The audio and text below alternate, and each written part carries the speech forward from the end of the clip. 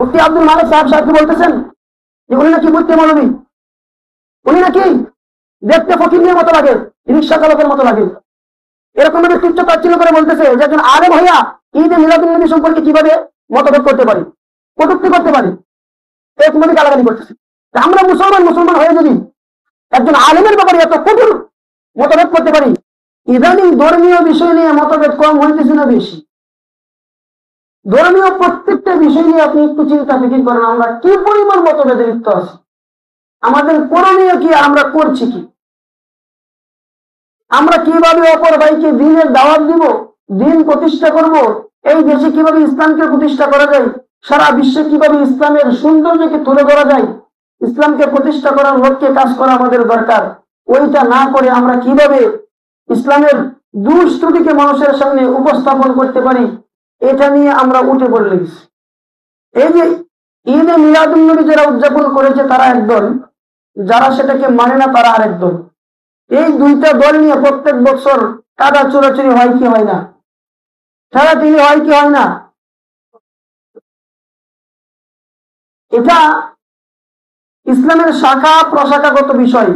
প্রত্যেকটা ছোটখাটো বিষয় নিয়ে আমরা যখন মতভেদ করি না, তখন বিধর্মীরা, অন্য ধর্মের লোকেরা দেখে হাততালি দেয় এবং খুশি হয় যে মুসলমানদেরকে যদি আমরা দাবিয়ে রাখতে চাই, মুসলমানদের শক্তি যদি আমাদেরকে কমাতে হয়, মুসলমানদের সাথে যদি আমাদের বিজয়ী হতে হয়, তাহলে তাদের সাথে সরাসরি যুদ্ধে লিপ্ত হয়ে তাদের সাথে বিজয় লাভ করা সম্ভব নয়। কারণ তাদের ইতিহাস, কারবালার ইতিহাস আছে, তাদের উহুদের ইতিহাস আছে, তাদের বদরের ইতিহাস আছে। যেই সমস্ত ইতিহাস তালাশ করলে দেখা যায় ইমানি শক্তির কাছে কোনো বেঈমান কোনোদিন বিজয়ী হতে পারে নাই। কথা বল ঠিক না? তারা যেভাবে সূক্ষ্মভাবে তারা কাজ করতেছে মুসলমানদের মধ্যে, সেটা হলো যে কিভাবে তাদের শাখাগত বিষয়গুলো, কিভাবে মসলক দিয়ে, মাযহাব দিয়ে, ইসলামের শাখা প্রশাখা বিষয় দিয়ে তাদের মধ্যে দ্বন্দ্ব লাগানো যায়। বিভিন্ন পীর তৈরি করা, বিভিন্ন খানকা তৈরি করা, বিভিন্ন দলমত তৈরি করা, বিভিন্ন সংগঠন তাদের মধ্যে পারস্পরিক ভাবে তৈরি করে দেওয়া যায় এবং তাদের মধ্যে বিবাদ লিপ্ত করে দেওয়া যায়, তাহলে অবশ্যই তাদের শক্তি কমন সম্ভব। তাদের মেইন টার্গেটটা হলো এটা। বাংলাদেশের 5 জন আলেমকে যদি আপনি হাতে গুনতে চান, তাহলে এদের মধ্যে একজন থাকবে মুফতি আব্দুল মালিক সাহেব দামাত বরকাতুহু। কথা কোন ঠিক না? বড় আলেমদের মধ্যে একজন, যিনি বর্তমানে বাইতুল মুকাররমের খতিব। ওনাকে নিয়ে সুন্নি ধরনের একজন আলেম আল্লামা এনায়েতুল্লাহ আব্বাসীর খাদেম, যে আমাদের মতো বয়স হবে, আরো কম হবে, অল্প বয়সের একজন আলেম, সে আলেম হয়েছে কিনা আমি জানি না, এরপরে এত বড় একজন আলেমের ব্যাপারে কি পরিমাণ মন্তব্য করতেছি, বাজে মন্তব্য করতেছি। মুফতি আব্দুল মালিক সাহেবকে বলতেছেন যে উনি নাকি বুঝতে মৌলবী, উনি নাকি দেখতে ফকিরের মতো লাগে, রিক্সা চালকের মতো লাগে।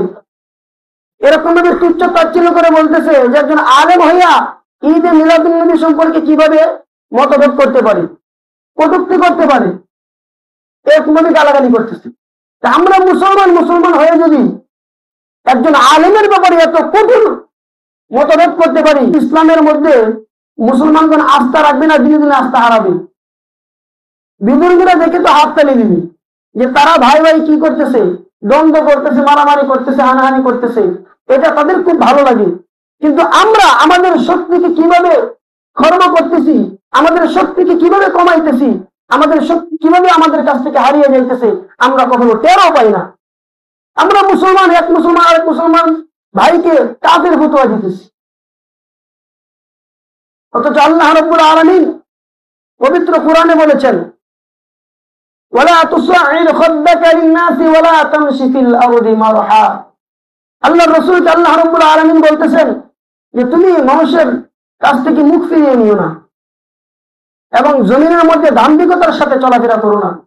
নিশ্চয়ই আল্লাহ রাব্বুল আলামিন ইন্নাল্লাহা লা ইউহিব্বু কুল্লা মুখতালিন ফাখুর, আল্লাহ রাব্বুল আলামিন দাম্ভিক অহংকারীকে কখনো ভালোবাসেন না। আমাদের অহংকার, আমাদের হিংসা, আমাদের বিদ্বেষ আমাদের ভিতরে এরকম ভাবে লালন পালন করি, মনে হয় যেন যে বিধর্মীরা, অন্য ধর্মের লোকেরা আমার কাছে অনেক প্রিয়, কিন্তু আমার মসলক বিরোধী, আমার অন্য মসলকের ভাই, আমার অন্য পীরের মুরিদ, আমার অন্য দলের লোক, রাজনীতিক আমি করি এক দল, আমার ভাই করে আরেক দল, তার সাথে আমার এরকম ভাবে দ্বন্দ্ব সৃষ্টি হয়, মনে হয় যেন অন্য ধর্মের লোক আমার কাছে প্রিয় কিন্তু আমার ভাই আমার কাছে অপ্রিয়। কথা বল ঠিক না? এই যে হিংসা, এই যে বিদ্বেষ আমরা ভিতরে লালন পালন করি, এটা হাদিসের মধ্যে যেরকম ভাবে কঠোর ভাবে নিষেধ আসছে, আল্লাহ রাব্বুল আলামিনও কঠোর ভাবে নিষেধ করেছে।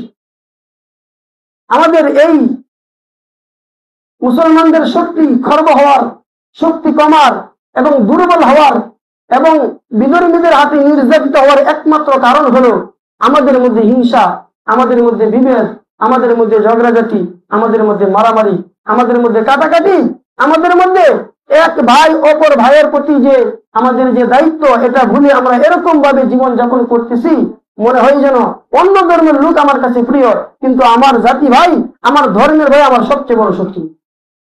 না হয় একজন মুসলমান আর একজন মুসলমান কিরকম ভাবে কাফের ফতোয়া দিতে পারে? এই জন্য আল্লাহ রাব্বুল আলামিন পবিত্র কোরআনের মধ্যে যেরকম ভাবে নিষেধ করেছেন যে জমিনের মধ্যে তোমরা দাম্ভিকতার সাথে চলাফেরা করো না, তোমরা মুসলমান ভাই ভাই হয়ে যাও, একে অপরের সাথে কখনো বিবাদের মধ্যে লিপ্ত হয়ে যেও না।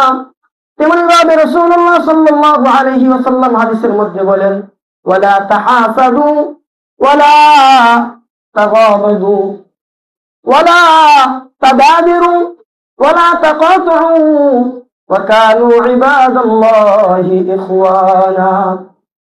রাসূলুল্লাহ সাল্লাল্লাহু আলাইহি ওয়াসাল্লাম হাদিসের মধ্যে বলেন, তোমরা পরস্পর হিংসা বিভেদ করো না, ঝগড়া ঝাঁটিতে লিপ্ত হয় না, আত্মীয়তার সম্পর্ক ছিন্ন করো না, ওয়া কুনু ইবাদাল্লাহি ইখওয়ানা।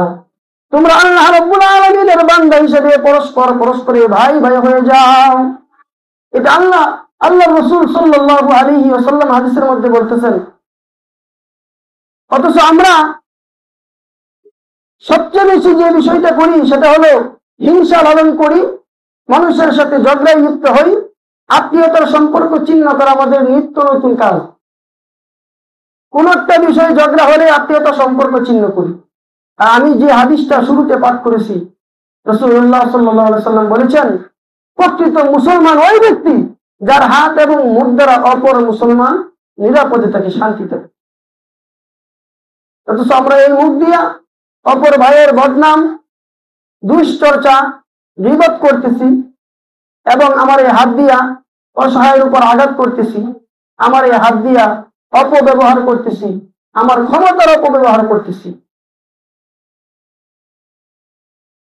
যদি মুসলমানদের ভিতর থেকে ওই হিংসাকে দূর করতে পারে, তাহলে এখনো আশা করা যায় যে মুসলমানগণ তাদের ঐতিহ্য ফিরে পাবে এবং তাদের বুক ফুলিয়ে সারা বিশ্বে ইসলামকে প্রতিষ্ঠা করতে পারবে ইনশাআল্লাহ।